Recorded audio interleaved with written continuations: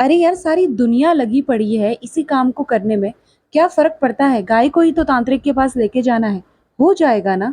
अब जब सही रास्ते से ये हो ही नहीं रहा, तो जैसे तैसे हो, हमें तो अपना काम सिद्ध ही करना है। और फिर भक्त के मन में आया, हे प्रभु, तू है तो मुझे ऐसा कुछ करना पड़ेगा। और फिर क्या हुआ? आज का ये सत्य प्रसंग हमारे भगवान में हमारा विश्वास और प्रगाढ़ करने के लिए साक्षात्कार है। आज का ये सत्य प्रसंग किसी चौथे पांचवे के मुंह से सुना नहीं, अपने ही खुद के किसी बहुत ही करीबी ने मुझे बताया। और मुझे तो पता भी नहीं था कि इस जन्म में, जब से मैं पैदा हुई हूँ तब से उनका मेरा रिश्ता है। एक ऐसा अटूट रिश्ता जो माँ के बाद बनता है लेकिन माँ से अहम हो जाता है, मासी का रिश्ता। कुछ दिनों पहले मेरी उनसे फ़ोन पे बात हुई और उन्होंने मुझे बताया कि बातों बातों में, करीबन आधे घंटे बात होने के बाद, उन्होंने मुझे बताया कि जो तेरे अंदर भावनाएं मुझे दिखाई देती हैं, उसने मुझे ये सत्य बोलने पर मजबूर किया। अदरवाइज मैं तुझे बताने वाली आज भी ना थी कि मैं भी लड्डू गोपाल की भक्त हूँ। हम उत्तराखंड के रहने वाले हैं और उत्तराखंड में कृष्ण को मानना, ऐसा नहीं है कि वहाँ भगवानों को नहीं माना जाता, लेकिन हमारे उत्तराखंड जिम भूमि में अपने खुद के ही हमारे इष्ट होते हैं जिनको हम मानते हैं, और वहाँ की पूजा प्रतिष्ठा काफ़ी अलग तरीके से होती है, जैसे हर रीजनल प्लेसेस की होती है। लेकिन वहाँ भी कृष्ण का, लड्डू गोपाल का साक्षात्कार मैंने खुद सुना। और ये सुनकर दिल को एक अलग सा ही गर्व महसूस हुआ कि मेरे कान्हा चमत्कार करते हैं, और अपनों के साथ अगर कर रहे हैं उनको खुश देखकर, भला किसी को खुशी क्यों ना हो। ये प्रसंग उन्होंने मुझे सुनाया, और ऐसे कई दो चार प्रसंग मुझे कुछ आधे घंटे के बीच में सुना दिए, जिसे सुन सुनकर मन में अलग अलग से भाव उमड़ रहे थे और वो भावुक हो रही थी। उन्होंने मुझे जो पहला इंसिडेंस बताया, वो उन्होंने कहा कि मैं अगर आपको थोड़ी सी कहानी की भूमिका बताऊं तो आप समझने में अच्छे से समझ पाएंगे, क्योंकि मैं तो परिस्थितियां सब जानती थी, तो वहां पर मुझे चमत्कार समझ में आए। आप नहीं जानते हैं तो मैं बता दूं, जिनकी कहानी मैं सुना रही हूँ उनका नाम गीता नेगी है, और वो उत्तराखंड नैनीताल की रहने वाली है। उनकी शादी, मेरी शादी, आज मेरी शादी 7 साल हो गए हैं, और उनकी शादी मेरी शादी के करीबन आई थिंक 13-14 साल पहले हुई होगी। और शादी के टाइम पे उनका घर बहुत समृद्ध नहीं था, लेकिन सब कुछ ठीक ठाक था। उसके बाद धीरे धीरे मेरे मौसा जी को प्रोग्रेस हुई, उन्होंने गाड़ियाँ जोड़ी, और वो ठेकेदारी का काम करते थे, सरकारी ठेके भी लेते थे, उस पे काम करते, सब कुछ ठीक था। शादी के 2 साल बाद उनको 2 प्यारे प्यारे बच्चे हुए, एक बेटा एक बेटी, और उन्होंने उन्हें काफ़ी अच्छे स्कूल में डाला, नैनीताल के जाने माने स्कूल में। उस समय पैसे की लेके कोई कमी नहीं थी, तो अच्छा खासा मकान भी बनाया। लेकिन जहाँ असली पैसे की ज़रूरत थी, वहाँ शायद किस्मत ने एक बहुत ही तगड़ा मोड़ लिया। अब एक एक करके गाड़ियां भी जाने लगी, और मौसा जी का काम तो ठप पड़ा ही, साथ में काम करने के बाद भी पेमेंट जो आनी थी वो भी ना आई। कोविड आ गया, और जटिल हो गई परिस्थिति। एक इंसान को घर चलाने के लिए कुछ सादो सामान तो चाहिए ही। चलो नमक रोटी भी खाकर चला ले, तो बच्चों की स्कूल फीस भरनी थी जो 6-6 महीने में करीबन लाख रुपए थी। बच्चों को स्कूल से निकालने का उन्होंने जो कभी मन में लाया भी होगा, तो मेरी मौसी ने हर बार मना किया, हर बार अपने आप को मजबूत बनाने के लिए कहा। और मुझे ऐसा लगता है ना, आप किसी भी लड्डू गोपाल के कृष्ण भक्त की पिछली हिस्ट्री पकड़ के देख लीजिए, कोई भी इतना समृद्ध होगा, खुश होगा, या कभी संघर्ष ना किया हो और वो कृष्ण भक्त बन गया हो, ऐसा हो ही नहीं सकता। मुझे ऐसा लगता है, जब सब हाथ छोड़ देते हैं तो फिर वही बागडोर संभालता है। और फिर अ, उसने पकड़ा ही ऐसे इंसान को होता है जो संघर्ष करता आ रहा होता है, तो वो फिर आस नहीं छोड़ता, और आस नहीं छोड़ता तो फिर चमत्कार होते हैं, उस भक्ति में भी और कामों में भी। तो वो बताती हैं कि मैंने जैसे तैसे बहुत अलग अलग उद्योग किए, लाइक घर में ही उनके पास धूप बनाने का काम किया, मोमबत्ती बनाने का काम किया।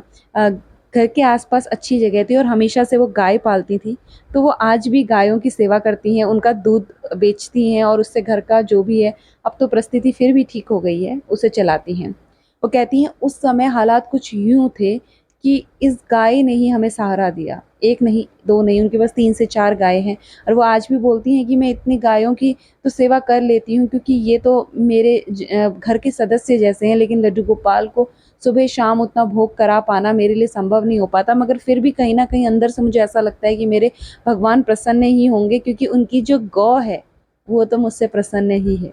और मैं भी बिल्कुल हाँ भरती हूँ इस बात में, क्योंकि इसमें कहीं भी नाक नुकुर है ही नहीं कि भगवान उससे प्रसन्न नहीं होते जो जीवों को, जो जीवित इंसान है या कह लीजिए जानवर है, उसकी पूजा पाठ और या उसकी सेवा पानी कर रहा है। और फिर वो तो उनकी गौ है जो हमेशा से उनकी कितनी फेवरेट रही है। तो बताती हैं कि उस समय परिस्थिति कुछ यूँ रही कि गायें थी, उनका दूध बेचा जा रहा था, लेकिन हमारे पास एक गाय थी जो काफ़ी बड़ी हो गई थी, मगर उसका माँ बनना, जिसके बाद उससे दूध आना था, वो संभव ना हो रहा था। तो उनकी सास ने कहा, तू इतनी मेहनत इस गाय के पीछे भी करती है और ये कुछ जवाब ही नहीं दे रही, तो इसे तांत्रिक के पास क्यों नहीं ले जाती? देख, पास में तांत्रिक है और सब ले जाते हैं अपने जानवरों को उसके पास, कौन सा गलत है इसमें? वो दिल से जुड़ी हुई हैं अपने हर एक घर के सदस्य जानवर के साथ। तो वो कहती हैं, मैं लड्डू गोपाल के पास गई और मैंने हाथ जोड़े और कहा कि तेरे रहते अगर तेरी गाय को मुझे तांत्रिक के पास ले जाना पड़ेगा कान्हा, तो तेरे होने का साक्षात्कार प्रमाण है कुछ? और वो कहती हैं, तुम मानेगी नहीं, मैंने कुछ ही दिनों बाद डॉक्टर को बुलवाया और कुछ ही महीनों बाद मेरी उसी गाय ने प्यारे से बछड़े को जन्म दिया और आज भी वो उनके पास है और दूध देती है। उस परिस्थिति में उन गौ ने उनकी रक्षा करी, उनके घर को संभाला, जिन परिस्थिति में पैसा कहीं से भी नहीं आ रहा था। हाँ, मैं ये नहीं कहती कि धन संपत्ति बढ़ गई होगी, लेकिन नमक रोटी खाकर बच्चों को स्कूल कंटिन्यू कराने की भी क्षमता अगर दी ना, तो अपने आप में ही ये वो बहुत है। आगे उन्होंने एक और इंसिडेंस बताया। उन्होंने कहा कि भगवान की कृपा से मैं उस तांत्रिक के पास नहीं गई, मेरी गाय हष्ट पुष्ट हैं और उनकी सेवा मैं दिन रात करती हूँ। इसी बीच मैंने उनसे पूछा, मौसी, जब मैं आपको कभी अपने घर बुलाती थी तो आप शादी से पहले तो आप कहती थी एक रात के लिए भी मैं नहीं आ सकती हूँ, क्योंकि मेरी गायें हैं, उनका दूध निकालना होता है और हाथ अलग अलग हमारे यहाँ गायों पे लगाते नहीं हैं, और अगर गाय का दूध नहीं निकाला तो गाय दूध सुखा देती है, ऐसा मैंने सुना है। तो वो प्रेसिडेंट हाउस गई थी, वो फ़ोटो देखकर ही मैंने उनसे पूछा था कि फिर आप प्रेसिडेंट हाउस कैसे गईं? क्योंकि वो तो उत्तराखंड से दिल्ली जाना और दिल्ली से वापस आना करीबन 3 से 4 दिन लग गए होंगे, तो आपकी गायों को किसने देखा? उन्होंने कहा, ये भी एक चमत्कार से कम नहीं। तेरे मौसा जी ने सुनकर वो प्रेसिडेंट हाउस गई थी, क्योंकि उनके जो विलेज एरिया है वहाँ के लघु उद्योग को प्रमोट करना था और वो उनकी सदस्य है वहाँ के समुदाय की। तो वो प्रमोशन के लिए गई थी और जब मेरे मौसा जी ने सुना तो उन्होंने कहा, तुम जाओ। मौसी ने कहा, मैं चली तो जाऊँ, लेकिन गायों का कौन करेगा? तो उन्होंने कहा कि ये तो मैं समझता हूँ कि दूध मैं निकाल नहीं सकता और 1 दिन भी काफ़ी होता है उसका दूध सुखाने के लिए, 3 से 4 दिन तो फिर क्या ही कहूँ। लेकिन अब यहाँ जाना भी तो ज़रूरी है। जब उन्होंने ऐसा सुना तो मन ही मन उनको थोड़ा दुःख तो लगा। लेकिन फिर उन्होंने अपने कन्हैया से बोला, कन्हैया, तेरे आगे तो ऐसे ऐसों की चली है, ऐसे ऐसों की ना चली, तो मैं तो एक तुच्छ मात्र हूँ। देख ले, अगर तेरी गौएँ रह सकें तो। वो गई प्रेसिडेंट हाउस और वापस आई। मन ही मन ये भी चल रहा था कि अगर दूध सूख गया होगा तो मैं अब क्या करूँगी? कैसे चलाऊँगी घर को? लेकिन वो कहती हैं, तू मानेगी नहीं, गोपाल के आगे मैंने हाथ जोड़े और जाकर दूध की बाल्टी गाय के नीचे लगाई, जय श्री कृष्णा कहा और बाल्टी देखते ही देखते थोड़ी देर में पूरी भर गई। कोई भी दूध किसी भी गाय का नहीं सूखा था। कहती हैं, ये तब मेरे साथ खड़े हुए जब मेरे सब ने साथ छोड़ दिया। हालात बद से बदतर हो गए थे और अब धीरे धीरे हालात सुधर रहे हैं और मैं समझ पा रही हूँ कि अगर इन्होंने इतना कर दिया ना, तो इससे ज़्यादा भी कर लेंगे और कोई दूसरा नहीं है इनके सिवा। उनके चमत्कार सुन के मुझे कुछ अचंभा नहीं हुआ, क्योंकि जहाँ वो हैं वहाँ चमत्कार होने तो लाजमी है। एक कृष्ण भक्त मेरे अंदर भी है और ये बिल्कुल मानता है कि जो शब्द शब्द उन्होंने कहे वो सत्य होंगे। क्योंकि कोई दुखियारा अगर अपनी आप बीती बता रहा है तो उसमें मिर्च मसाला लगाने में उसको कोई इंटरेस्ट नहीं होगा। और मैं भी हर कहानी को वैसा ही सुनाती हूँ जैसा मुझे सामने से आती है, क्योंकि मैं मानती हूँ खाने में ज़्यादा नमक मिर्च जिस तरह स्वाद को तो बढ़ा देता है लेकिन उसके पोषक तत्वों को मार देता है, वैसे ही हर कहानी में नमक मिर्च शायद कहानी के स्वाद को बढ़ा दे लेकिन उसके सार्थक होने के प्रमाणों को कम कर देता है। मैं जो सुनाती हूँ वो वैसा ही सुना होता है और मैं हर कहानी को सच मानती हूँ। आशा करती हूँ मेरी मौसी की ये छोटी सी कहानी आपके दिल को लगी होगी। मेरे दिल को तो ज़रूर लगी, क्योंकि मुझे मेरे कन्हैया का एक और साक्षात भक्त मिला। अगर आपके पास भी ऐसी कोई छोटी मोटी सी कहानी है, देखिए हर इंसान की ज़िंदगी उसके लिए काफ़ी बड़ी है। सामने वाले को मेरी ज़िंदगी में शायद कोई कष्ट ना दिख रहा हो, क्योंकि हारने वाला तो वो है ना। तो फिर दूसरों के आगे रोने का क्या फ़ायदा।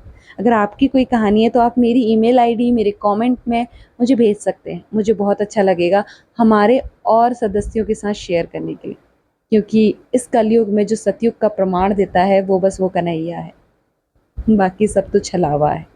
जल्द लौटूंगी अच्छे सत्य प्रसंग के साथ, तब तक अपना अपने परिवार का ख्याल रखिए, श्री कृष्ण की भक्ति में रमे रहिए और कमेंट में लिख के जाइएगा श्री कृष्णा राधे राधे। और हाँ, अगर कहानी पसंद आए तो यार लाइक बटन दबा दिया करो, या कोई समस्या हो तो कमेंट कर दिया करो, मैं कोशिश करूँगी उसे सही करने की।